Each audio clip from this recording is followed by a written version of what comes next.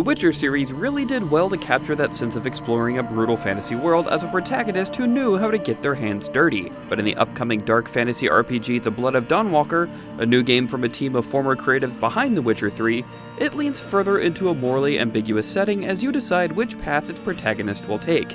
One that maintains his human form and ideals, or one that embraces newfound powers as a half-vampire. Just ahead of Gamescom 2025, we got an extended walkthrough of The Blood of Dawnwalker from the devs at Rebel Wolves that put a spotlight on the parallel playstyles of human and vampire action RPG gameplay. So far, The Blood of Dawnwalker is putting forth some strong concepts for its take on a dark fantasy RPG that's all about navigating two different worlds in cunning fashion.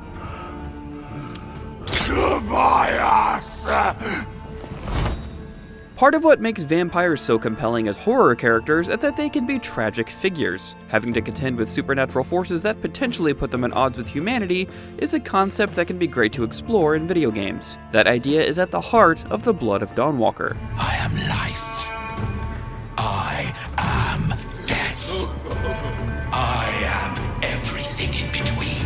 Set in a supernatural version of 14th century Europe, The Blood of Dawnwalker focuses on Cohen and his vendetta against a powerful coven of vampires that seek to take over Europe with violence and even some old-fashioned medieval-era politicking. After Cohen has a violent encounter with the vampire leader Brentius during the abduction of his family, the protagonist develops a special strain of vampirism that transforms him into a half-vampire that can navigate the increasingly blurry line between human and supernatural. Things will be different now.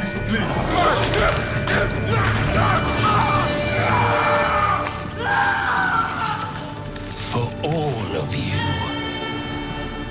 Our extended preview focused on a quest called A Monk and a Saint, which saw Cohen travel to the settlement of Svartrau to uncover a hidden tomb, and the town's more nefarious side. Wait, are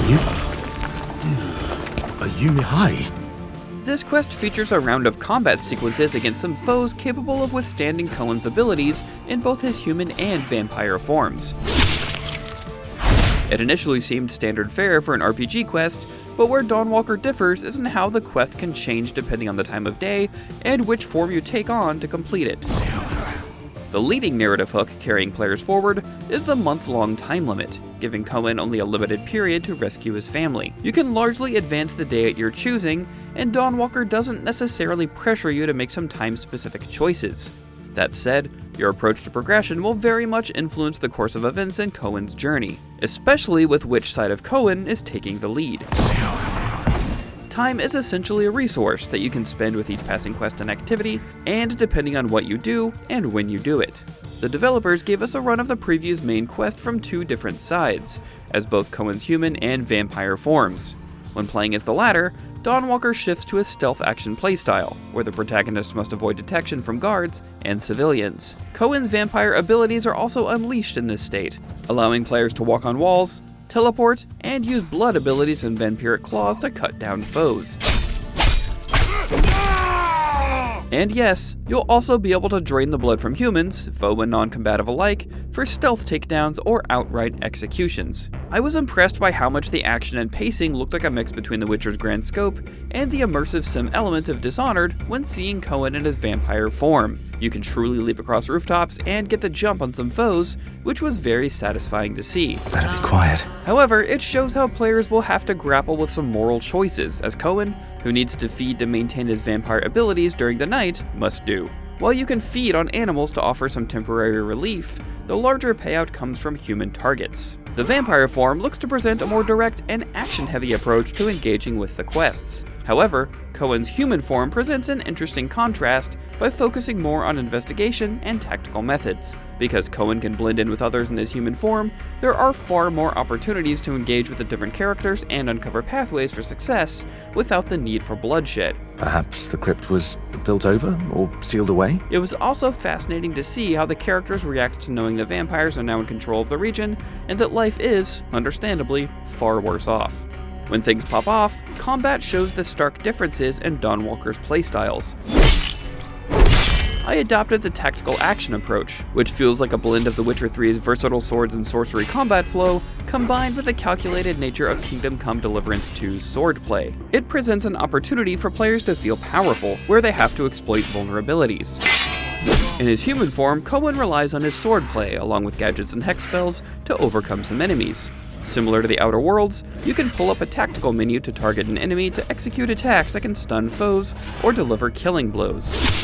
Combat gets a bit more hectic when in Cohen's vampire form, which sees him unleash his supernatural blood-based abilities. In addition to his sword, Cohen's massive claws can tear into enemy defenses, and you can pull off combat finishers where he can lay into foes. However, Dawnwalker still presents some challenges with elite foes, such as the human blood guards who have armor and weapons to stand up to Cohen's vampiric abilities, along with some more dangerous monsters and the rival vampires that can overpower the protagonist if you're not careful.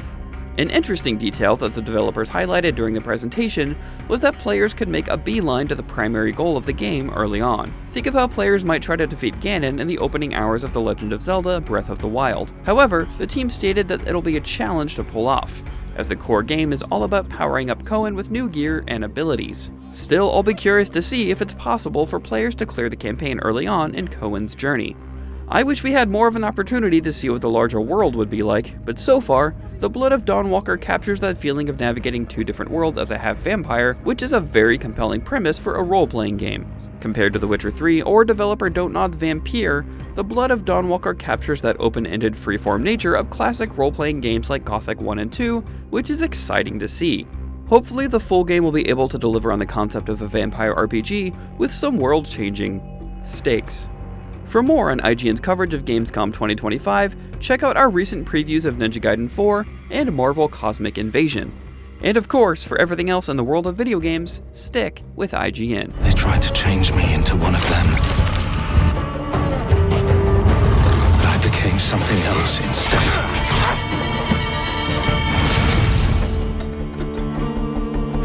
Their worst nightmare.